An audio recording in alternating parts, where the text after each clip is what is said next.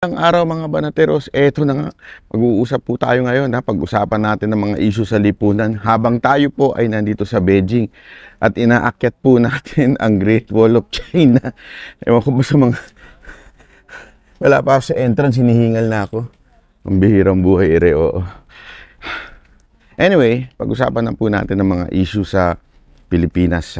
Unang-una po yung kay Ontiveros. Ay, alam niyo naman po yung kay Ontiveros, diba?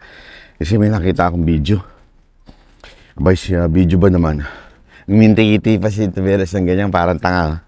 Ganyan-ganyan siya. Habang nandun siya sa crowd. Wala naman pumapalakpak sa kanya. Wala rin pumapansin. Pero ganyan-ganyan siya, para siyang tanga. Akala mo, beauty queen. Alam mo yung gano'n?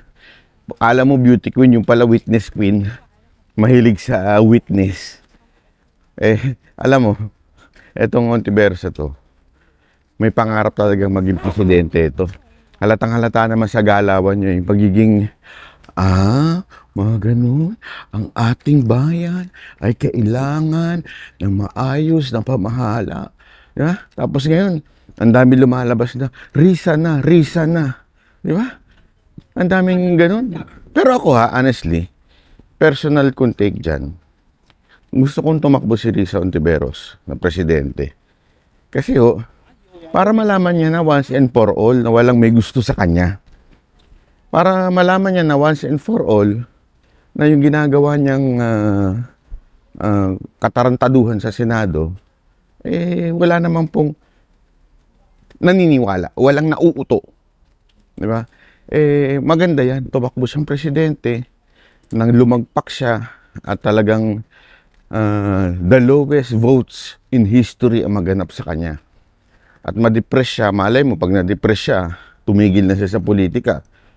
O kaya mas maganda, pumunta siya sa Great Wall of China at sundan niya na lang. Kayo nang bahala magsundon ng sentence doon. Pero yun ang maganda doon. Sana talaga ako, wish ko, tumakbo siya. Wish ko tumakbo siya bilang presidente para mapahiya. Ito si Ontiveros. Parang tanga nga may video pa ako doon. Yung nag-endorse sa kanya, yung Babalu na babae. Ano bang pangalan nun? Si Agliness. Si Agli Granada ba yun? Hindi, sana talaga. Mantakin mo yung pa yung nag-endorse sa kanya. Akala mo naman may power yun. Wala ang viewers yun, walang followers yun. Kasi endorse ka. Ganun sila katanga. Hahanap lang ng endorser. Yung tanga pa, bobo pa, at saka walang followers. Di ba kaya ka nga kumuha ng endorser, dapat yung may followers. Siya walang followers. Tapos i-endorse ka. Di mukha ka nung tanga. Ganon sila believe sa sarili. Yung para silang namumuhay sa bubble sila na, oo, maraming may gusto sa atin, merong humahanga sa atin. Di ba? Nagagalit na si Lolo, sabi niya, ang bagal yung maglakad. Ayan, sabi ni Lolo, ang bagal yung maglakad. Mawa ka naman, Lolo, mga lola na yung mga kasama. Di ba? Ang mga pagkain dito, mais, sarap ng mais, no? Bago umakyat ng, maraming, uy, ganyan, ay, gusto ko yan, no? Diyan po kami aakyat, diyan, sa taas. Hayop yan. Hindi ko alam kung anong trip nyo. Ayan na.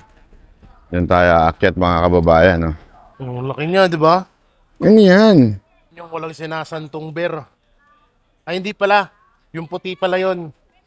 Yung puti lahat pagkain nila. Ito medyo mabait to. Pero try mo. Try natin pababay si Jack.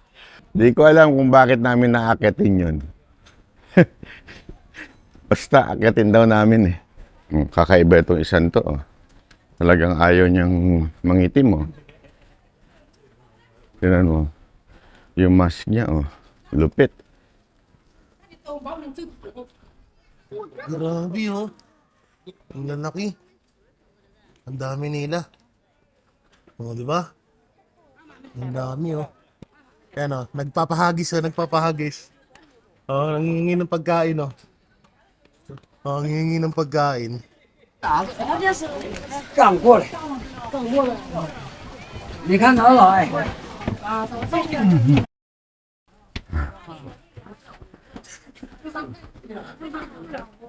Ito yung entrance ng kanilang wall.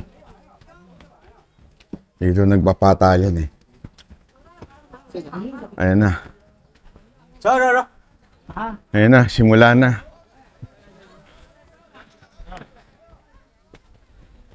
Ayan na. Pagka-picture, okay na. Uwi na tayo.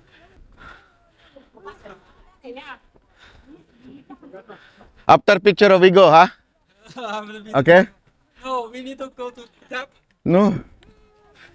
Only you. So, eto na nga po. Nandito na po tayo sa Great Wall of China. Bigyan ko lang kayo ng bahagyang background. At magandang, magandang lesson to sa mga Pilipino. No? Kasi imaginein mo, etong wall na to, ginawa itong napakalawak na wall. Kapaligid dyan, no? As in dyan. Yan. Binild po yan. Gamit lamang ang kamay. Wala pang machine nun. Wala pang ginagamit na doon. Talagang kamay lang, tao lang. Maraming tao na nag-build. They were united in building this dahil sa kanilang mga kalaban. Kaya binild nila, no? Imagine mo ganyan kalawak yan. Mahigit more than 20,000 kilometers na build ng mga Chinese. You know why? Because they are united against the enemies. Their enemies. Imagine mo yun. Kaya yan lesson sa atin yan. Ang problema sa Pilipino, first, hindi natin alam kung sino talaga ang kalaban natin. Sino ba talaga kalaban natin? Kalaban ba natin ay yung bawat isa? Yung kabilang politiko o kabilang kulay? O ang kalaban natin ay yung kasamaan o yung korupsyon. Di ba? Ang problema, ang kalaban nito mga ilang gago sa atin ng mga Pilipino, ay si Duterte lang. Hindi si Duterte ang kalaban. Ang kalaban po natin ay ang korupsyon. Kung sino yung gumagawa ng korupsyon, alam naman natin hindi si Duterte. Alam naman natin hindi si VP Sara Duterte. Kasi kung korupsyon, sabihin din yung korupsyon, yung confidential fund. Yun yung nanakaw sa flood control.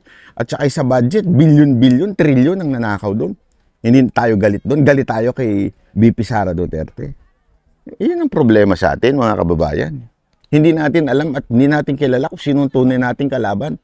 Dahil we are blinded by our hate and bitterness against the Duterte. Yan ang problema.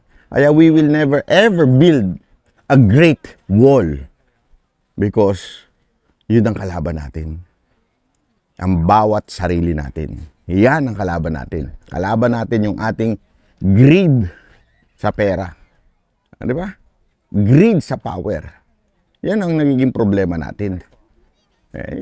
Kayo. Mamatay kayong kakaaway at kakalaban kay VP Sara Duterte. Pero ang tunay na kaaway, yung mga tunay na korap. Yung pumirma sa budget. Yung gumawa ng budget. Yun dapat. Hindi si VP Sara Duterte. Kami ang boses ng masa, hindi natatakot. Katotohanan lang, di kami nalulunod.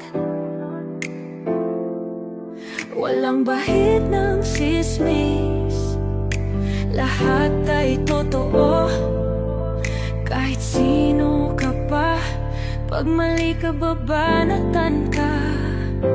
Walang pinipili kulay, wala kaming kinikilingan.